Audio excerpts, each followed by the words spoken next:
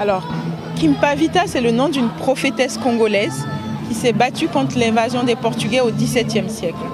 Et on a voulu donner à notre événement ce nom-là pour montrer, honorer cette dame que personne ne connaissait, donc rendre hommage aux figures féminines de l'histoire du continent et aussi qui incarnent aussi la résistance, qui incarnent les valeurs qu'on veut porter. Alors, la Kimpavita, c'est une initiative qui essaie à travers la culture de sensibiliser sur tout ce qui est droit des femmes et tout ce qui est environnement. Donc on va essayer de mettre dans l'espace public des sujets tabous, de discuter des problématiques que va traverser les femmes au Sénégal et dans les pays qu'on met à l'honneur. Alors, la programmation est pluridisciplinaire. Donc on essaie d'avoir un marché d'artisans. C'est des artisans qui sont... la plupart, c'est des artisans, des artisanes. Donc de mettre en valeur les produits locaux. Demain, on aura des associations. On a des concerts. Et vous allez voir, la plupart, c'est des artistes femmes. En fait, on essaie de programmer des femmes. Parce qu'on s'est rendu compte que dans la culture, dans les programmations, les femmes ne sont pas assez mises en avant. Et c'est pour ça que ça nous tient à cœur, à travers ce qu'on va faire, de mettre en avant les femmes, de montrer qu'on est capable, autant que les hommes, et il faut juste qu'on nous fasse confiance. D'aller à des expositions et de voir qu'il n'y avait que des hommes programmés, de voir dans des événements culturels qu'il n'y avait que des hommes programmés. Et oui, et en fait, ça nous tenait à cœur la représentativité.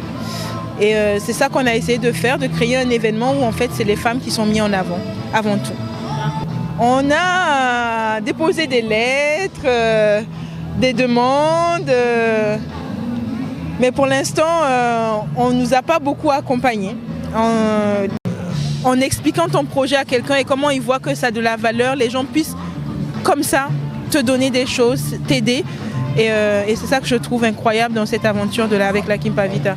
Alors, on est à la 7e édition cette année. 7e édition. Oui. Vous avez à décentraliser ce programme? On aimerait bien. On avait commencé à faire des petites projections parce que le festival, c'est vraiment un événement qu'on organise pour la visibilité. On essaie de sensibiliser, mais tout au long de l'année, on a des activités. On organise des projections à l'université, on a un book club, on a un podcast. On va dans les écoles, on a travaillé avec l'école Blaise Diagne. Il y a une bibliothèque féministe au sein de l'école Blaise Diagne. Et on avait commencé à un moment donné à aller faire des projections aussi à Gandiol. Et ça nous tient à cœur de pouvoir décentraliser, de ne pas rester qu'à Dakar. Mais force est de constater qu'on n'a pas les moyens de pouvoir décentraliser. On aimerait bien être appuyé, accompagné, qu'on nous invite. Et on organiserait ça partout ailleurs, quoi. Cette année, c'est la République démocratique du Congo qui est mise à l'honneur. Et c'est un pays qui a une culture incroyable. La culture du Congo est incroyable. La musique a influencé le jazz partout dans le monde. Il y a eu un film d'ailleurs qui a été fait dessus, Soundtrack. Donc la rumba congolaise, c'est vraiment un truc fort. La nourriture congolaise, on connaît comment les Congolais savent bien s'habiller avec la sapologie. Donc, et aussi, c'est un pays qui est riche en minerais. Il y a une forêt, c'est l'une des plus grandes forêts.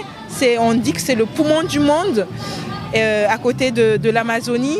Et oui, c'est important en fait de faire connaître en fait ces pays qui sont certes en conflit, mais en fait qui ont nourri la culture du monde, qui nourrissent nos vies, parce qu'avec nos téléphones, ça vient des minerais du Congo, et aussi de mettre en lumière qu'est-ce qui se passe là-bas, comment en fait le corps des femmes est utilisé comme arme de guerre, comment les terres sont pillées.